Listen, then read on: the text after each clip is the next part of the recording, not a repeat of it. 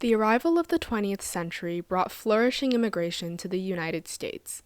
According to the Library of Congress, over 15 million immigrants arrived between 1900 and 1915, equal to the total amount from the past 40 years combined. And by 1910, 3/4 of New York City comprised of immigrants and/or their children.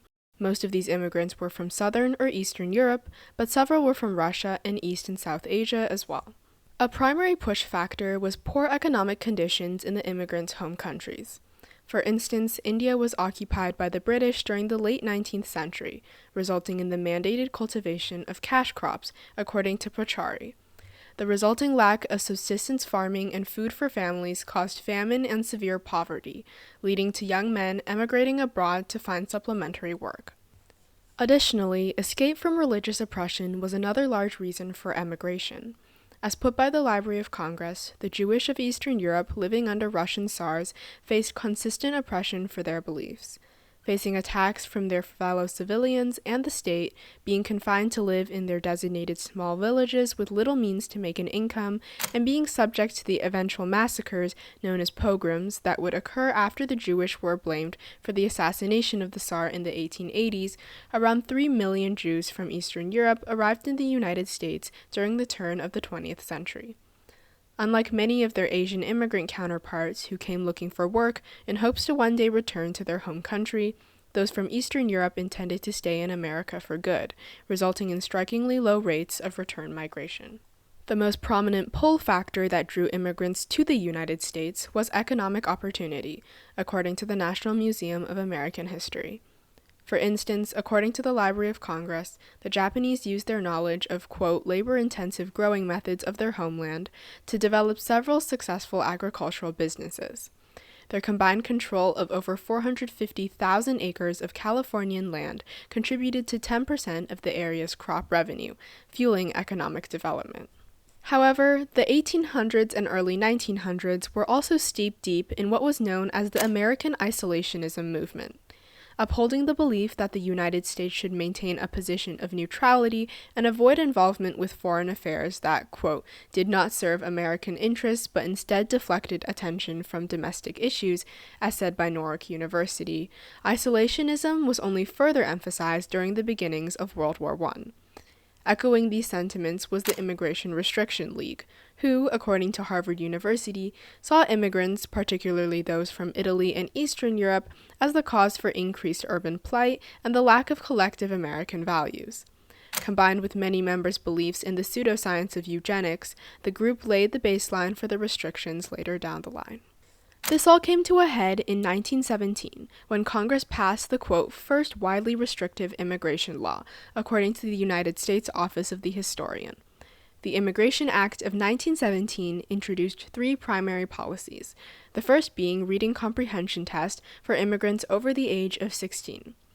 As stated in the Act, quote, unless transit aliens other than those just described are obviously literate, they shall be subjected to the illiteracy test, and if it is thereby found that they are illiterate within the meaning of such test, they shall not be granted the transit privilege. These tests, based off of the eugenic idea of creating a, quote, superior stock, as put by Boissignol, made prospective immigrants read a passage in any language to deem whether or not a person or family was literate. The act also increased the amount of tax immigrants had to pay upon arrival to $8, equivalent to around $190 today. However, the largest provision of the Immigration Act of 1917 was the implementation of the Asiatic Barred Zone.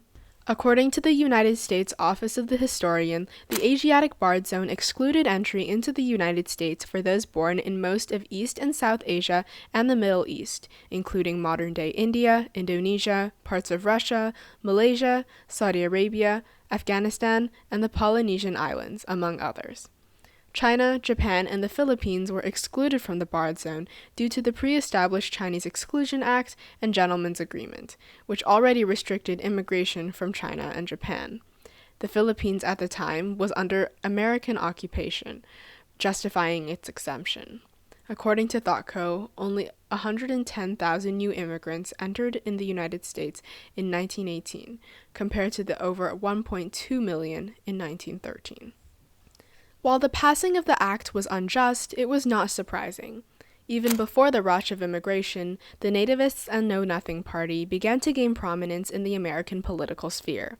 By 1855, according to Learning for Justice, 43 members of Congress belonged to the respective Know Nothing Party. While organized nativism, as it was known, was eventually disbanded, the continuation of these ideas in both government and the public served as the foundation for further anti-immigrant movements. Then, in the 1890s, economic depression was blamed on the unemployed, and consequently, immigrant populations, for robbing, quote, American jobs, according to the Library of Congress.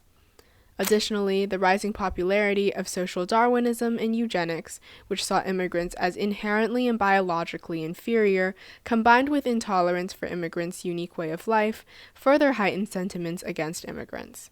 For instance, the stereotyping of Italian Americans as, quote, gangsters, due to the increased crime that came with growing urban populations, led to multiple lynchings and mobs in 1891, according to the Library of Congress.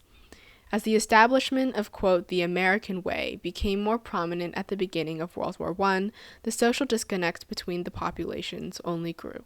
The Immigration Act of 1917 has had implications on the nation since its introduction. As a result of the anti-Asian and anti-immigrant sentiments that were furthered by the Immigration Act, the Asiatic Exclusion League, formerly a combination between the Japanese and Korean Exclusion Leagues, was formed and gained significant traction. This increased xenophobia across the United States, especially for Sikh culture, where their practices and traditions were increasingly demonized by the public. The act also set a precedent for the passing of the 1924 Act, which further restricted the immigration of Asian and Southern and Eastern Europeans, and set the stage for the support of anti-immigration policies and political opinions to this day, according to ThoughtCo. Several clauses of the act were reversed with the Lucht-Celler Act of 1946, which allowed for restricted access to immigration for Asian Indians and Filipinos, and set a quota for at least 100 immigrants per year, along with the Immigration and Nationality Act of 1952, which opened up naturalization restrictions.